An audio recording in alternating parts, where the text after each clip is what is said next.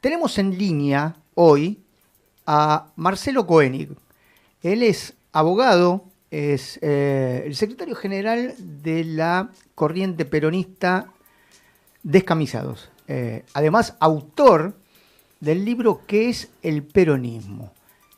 ¿Qué tal, Marcelo? Javier Perpiñán y Alberto Froilán, te damos la bienvenida a Bienarte aquí en Radio MEP. ¿Cómo va?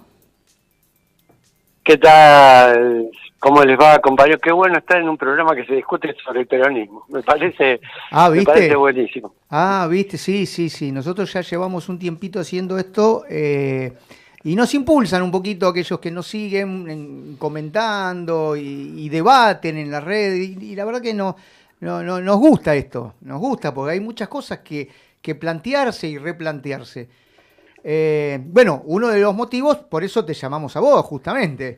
Eh, antes de preguntarte sobre tu libro, vos escribiste varios libros, pero vamos a hablar sobre este último que hice mención, que es el último que tenés, de qué es el peronismo. Yo quiero preguntarte, porque vos sos docente universitario y trabajas o trabajabas hasta ahora, quiero ver cuál es la situación al día de hoy de la Universidad de las Madres. Sí, yo soy docente en particular en la Universidad de las Madres, titular de Teoría del Estado, y además soy director del Departamento de Ciencias Sociales, que abarca la carrera de Derecho, de Ciencia Política y de Trabajo Social.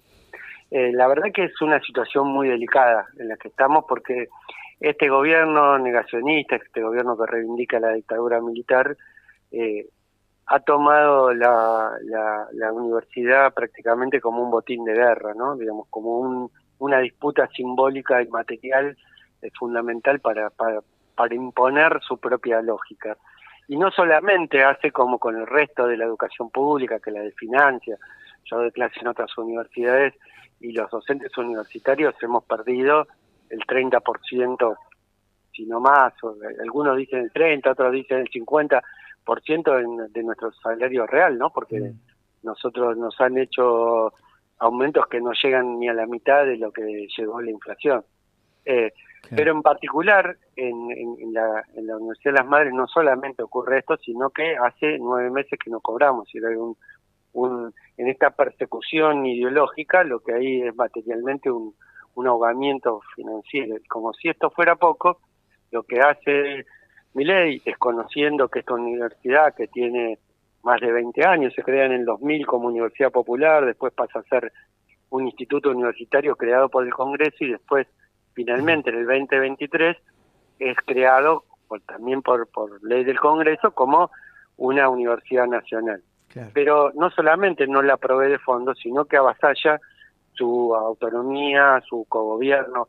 Es decir, nosotros construimos una asamblea, designamos nuestra rectora y el gobierno lo que hace es, primero, designar a un interventor, dice, desconociendo la asamblea universitaria que normaliza a la universidad, dice que es un rector organizador, pero en realidad no es otra cosa que un interventor, violando la ley, porque para intervenir una universidad nacional tiene que intervenir el Congreso, es decir, no puede el Poder Ejecutivo intervenir en una universidad, pero además de eso, por vía del interventor, pero también el interventor es un brazo ejecutor del gobierno de Milei, lo que hizo el otro día, el lunes, fue meter a la policía adentro, violando la autonomía de la universidad, realmente hechos bochornosos que a ustedes que les gusta la historia nos hace recordar a julio de 1966, en la época de Onganía, la noche de los bastones largos, Claro, la policía metiéndose adentro de la universidad, nada, un bochorno.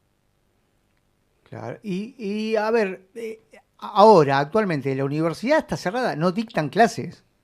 No, no, la universidad está funcionando, pero por suerte la policía se fue, porque además estaban tan flojos de papel, era todo tan ilegal. Ah, El me- rector, no, teóricamente organizador, sí, mandó un mail desde un Gmail para decirle porque nosotros funcionamos en un edificio público que hay custodia policial, para decirle a los policías que no nos dejaran entrar, incluso para retener indebidamente, hacer una privación ilegítima de la libertad de una serie de compañeros a los cuales después denunció penalmente, una barbaridad, lo que lo hizo desde un Gmail, sin institucionalidad cero, ¿no? Pero No, claro, nada, no, yo te es con el preguntaba, aval del gobierno. claro, justamente porque conocía a algún compañero que estaba estudiando Derecho en la facultad y que decía que no sabía qué hacer, lo iba haciendo iba teniendo por Zoom las clases. Sí, gran parte de las clases hoy se dan de modo virtual. Eh, y se hace sincrónicamente, es decir, Mm, tiene las particularidades que se pueden dar, porque nosotros teníamos un comodato con un edificio que es de la Procuración y teníamos varios pisos de ese edificio. Cuando llegó Milei nos sacaron por lo menos la mitad de los pisos, que son todos aulas, con lo cual lo presencial se va reduciendo cada vez más, pero lo que hay, incluso sin cobrar nada, porque acá los trabajadores docentes, los trabajadores no docentes y las autoridades están sin cobrar 0 pesos desde diciembre.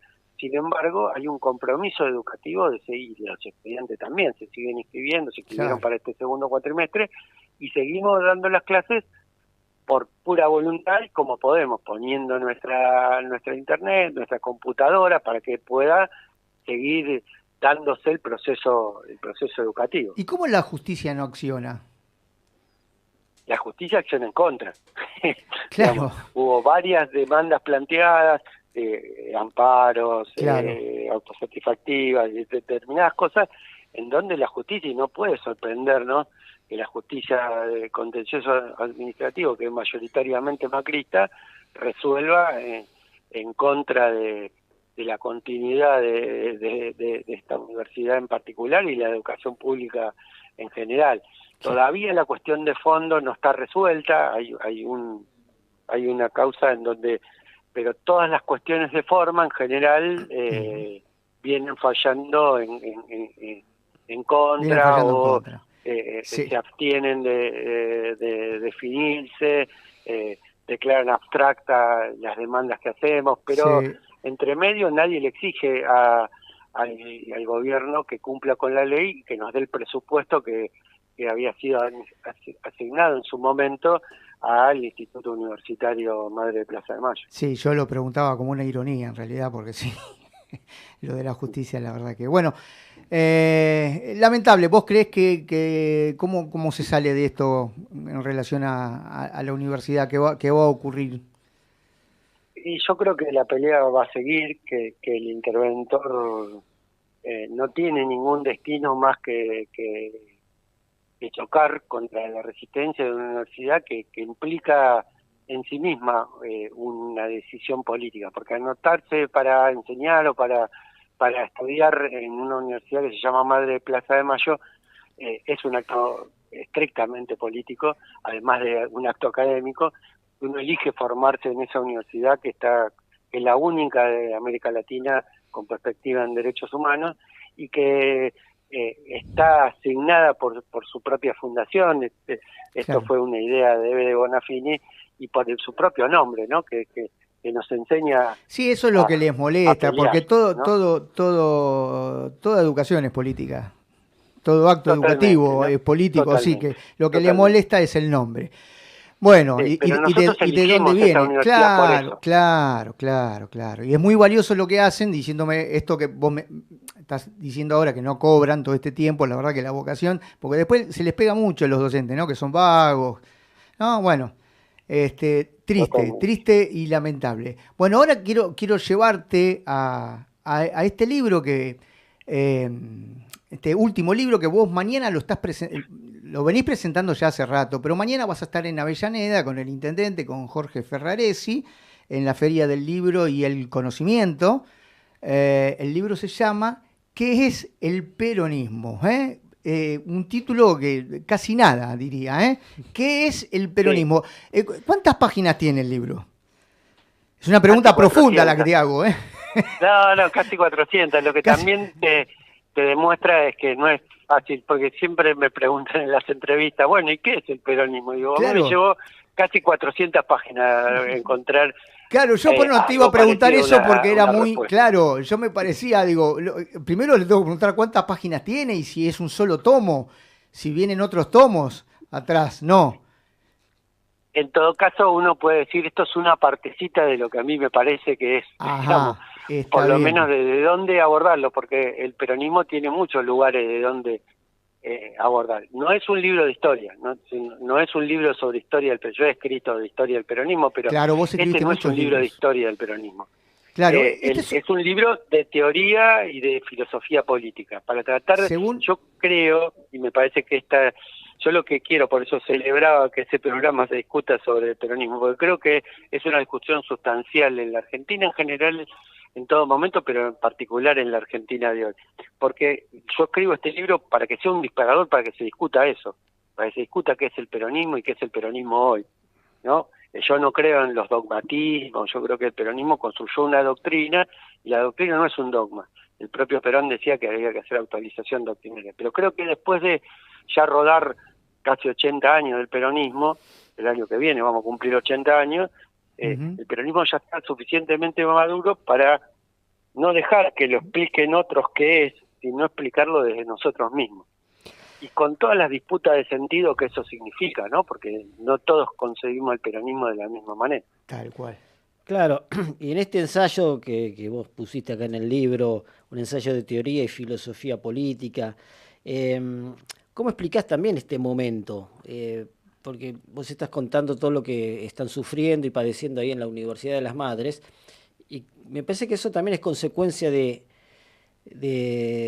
un, no sé si llamarlo fracaso, pero bueno, una falla que tuvo el peronismo a la hora de gobernar en estos últimos años y que dio cabida a que se metieran un montón de personajes indeseados y que creíamos ya en los libros de historia y perdidos por ahí, que sin embargo volvieron. Entonces la pregunta es, que nos venimos haciendo desde diciembre del año pasado, es ¿qué Claro. pasó? Que toda esta gente volvió. Mira, yo creo que por un lado yo no toco temas actuales, sino sobre la naturaleza del peronismo en el libro, pero Claro. tampoco voy a girar el culo de la jeringa de tu pregunta, y me parece que yo creo que hay que hacer una fuerte reflexión sobre lo que nos viene pasando, y uno podría simplificar esta pregunta de qué es el peronismo diciendo todo lo contrario de lo que hace y dice Milei, ¿no? Digamos, en todo lo que hace y dice Milei, ser peronista es ubicarse en la vereda de enfrente. Sin Pero embargo, lo acompañan fundamentalmente, varios peronistas, ¿eh? O que y dicen llamarse a mí peronistas. bueno, un capítulo se lo dedico al peronómetro, ¿no? Porque a mí me Ah, encantaría hacerme rico, inventar un peronómetro, pero solamente funcionaría si uno lo puede empuñar y poner qué ingredientes se tiene para ser peronista, porque el peronómetro lo único que sirve es para descalificar a otros. Y ahí es donde yo estoy en la tentación, porque yo digo, peronista puede ser cualquiera que se entiende a sí mismo como peronista, pero también tiene un límite y uno no puede dejar de pensar que tipos como Scioli, que tipos como Franco claro. eh, nunca fueron peronistas, digamos. Pero bueno, nada, es una tentación usar el peronómetro. Lo que sí me parece que nosotros tenemos que ese es el límite del peronismo, es como la expresión de los intereses populares. Cualquiera que trabaje en un gobierno que es tan cruel, que es tan insensible socialmente, que es tan genuflexo, también la cuestión nacional es una cuestión central en el peronismo, que es tan genuflexo ante los imperios, que es tan, que es un gobierno que realmente está en las antípodas ideológicas nuestras, es difícil pensarlo como peronista. Pero nada, yo hasta tanto no se invente el peronómetro no puedo decir quién es peronista y quién no es peronista.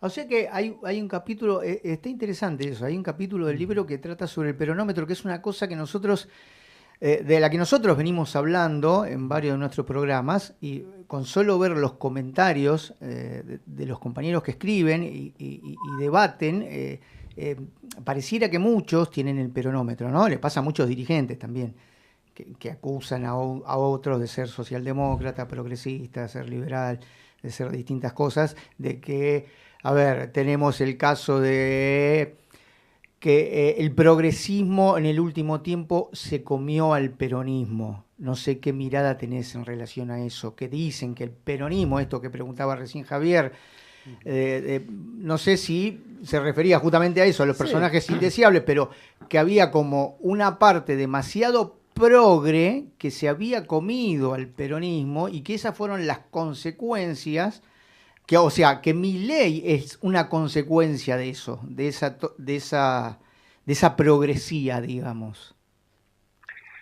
Mira, dos cosas con eso. Por un lado, yo creo y yo mucho menos que nadie es dueño del peronismo. Y entonces, cuando uno apunta con el dedo y se cree dueño del peronismo y dice quién es peronista, quién no es peronista, es porque le está pifiando. Yo apunté con este libro no a hacer un libro canónico que diga de una vez y por todas quién es peronista y quién no es peronista, sino todo lo contrario, a que se debata el peronismo. Claro. Dicho esto, la otra cuestión me parece que una de las cosas que para mí es interesante del libro es que yo pongo ahí diferentes modos de uso del peronismo. Uno de estos modos de uso es el modo progresista, el otro es el modo conservador, el otro es el modo ortodoxo, el otro es el modo fascistoide, hay un modo también revolucionario, hasta incluso un modo trotskista de usar el peronismo. Todos estos son modos y todos pueden ser criticados.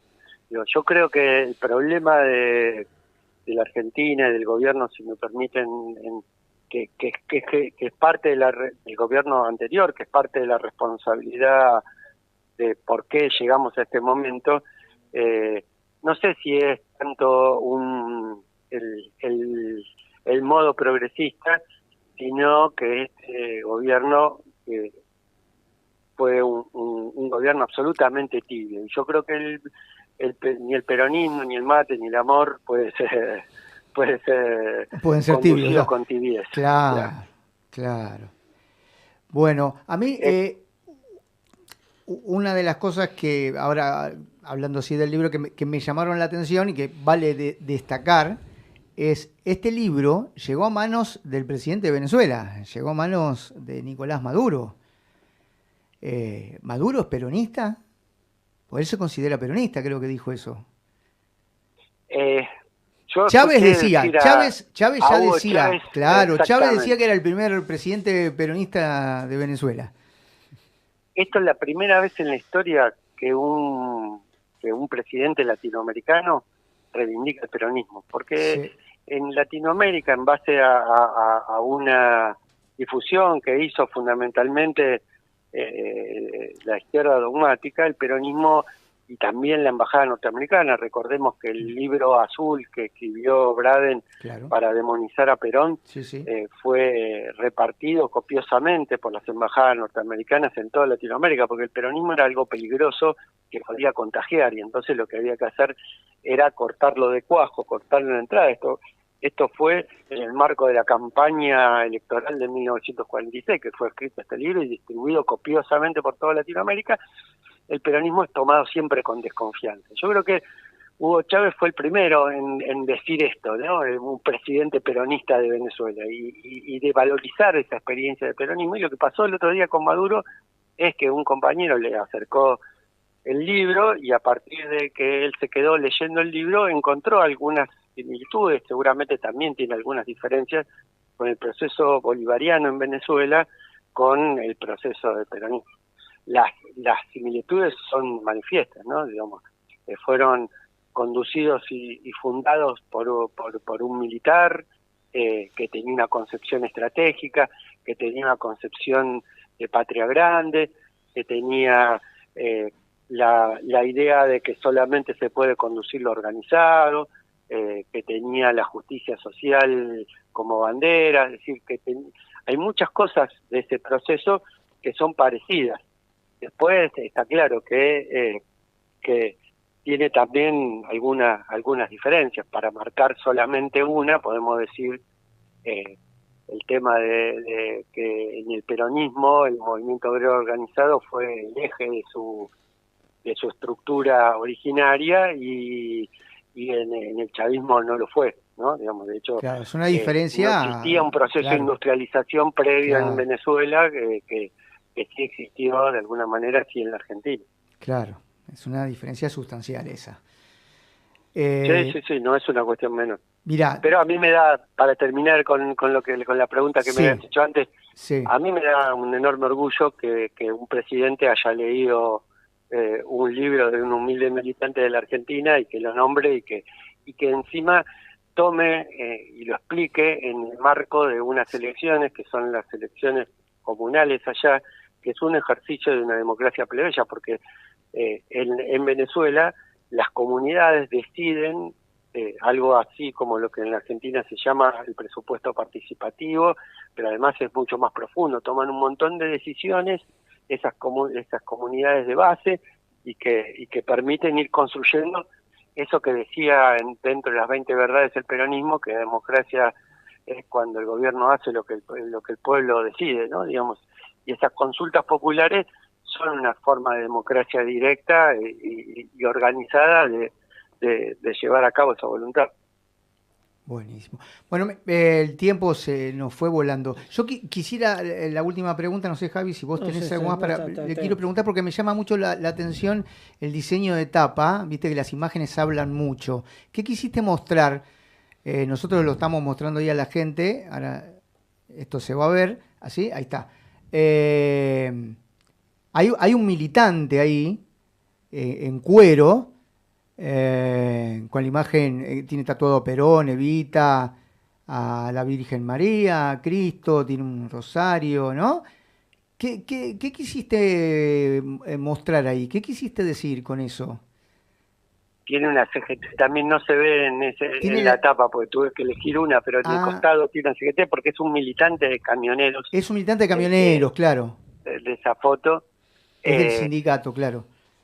a mí me parece que dos cosas. Primero, cuestiones que el peronismo es en lo popular, ¿no? Es decir, nadie podría pensar en términos de progresismo con una foto así expresando el peronismo, Ajá, ¿no? Es decir, el peronismo es una cuestión de mayoría, es una cuestión de cabecita negra, es una cuestión de la impronta de lo popular, el laburante, digamos, eso me parece que es algo que nunca puede perder el peronismo de su horizonte. Pero además, sí, la otra cosa que me parece que también simboliza, porque sí, porque esa etapa sí. tiene que ver con que el peronismo se lleva en la piel, ¿no? El peronismo no es borrable, no es que un día alguien es peronista y aquellos que saltan del partido, digamos, me generan mis dudas, ¿no? Tal cual. De su verdadero peronismo. Tal cual. Y te digo, yo Creo que la última interpretación que hago es el peronismo es la panza llena. Por lo que se ve, también es la la panza incorporo llena. absolutamente, Bueno, absolutamente. gracias. Te cuento, Sí, dale, perdóname, cortito, sí, sí, no, te rápido, cuento rápido que una cerramos. pequeña anécdota. Cuando hicimos la primera presentación del libro en el Instituto Perón, uno de los que estuvo presente fue el ministro de Trabajo de la provincia de Buenos Aires, el compañero secretario general de los trabajadores del cuero, Walter Correa, y me contó que lo conoció a ese personaje y que dijo, viene un flaco, se acerca y me dice, ¿sabes quién soy yo? Soy el gordo de la CGT, el gordo de la foto. Dice, pero sos flaco. Y el tipo dice, Sí. sí, lo que pasa es que me hice un cinturón gástrico, digamos, y ahora estoy mucho más flaco y Ah, además mira como vos. poco. Ah, Digo, mira. de alguna manera también es una metáfora de cómo está el peronismo hoy, ¿no? Un peronismo mucho más flaco, ¿Sabés qué es? no un Claro. peronismo de panza gorda y panza llena, como bien decías vos. Mira vos, bueno. Muchísimas gracias, Marcelo. Te agradecemos tu tiempo, este tiempito que nos dedicaste a nosotros, que ya se nos fue volando. Por ahí en algún otro momento seguimos conversando, ¿eh? Buenísimo, yo estoy a disposición y muchas gracias por el llamado, compañero. Gracias, muy amable, ¿eh? Gracias.